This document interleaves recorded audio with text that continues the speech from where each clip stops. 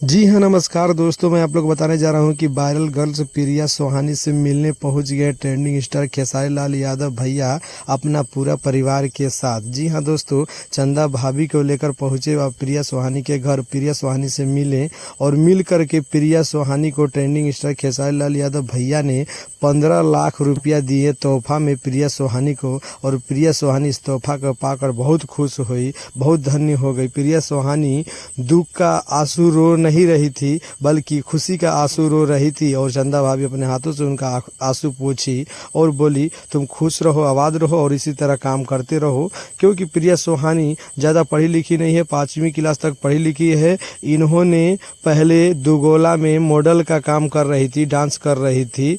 अब जाके खेसारी लाल यादव के गाना पर रील्स बनाई और सोशल मीडिया पर अपलोड की, रातों रात वायरल हो गई। इनका पहचान पूरा भोजपुरी में बढ़ गया और सभी दर्शक पहचानने लगे। अभी प्रिया सोहानी भोजपुरी में राज कर रही है और खेसारी लाल यादव से भैया से मिलकर बहुत खुश हुई। दोस्तों धन्यवाद।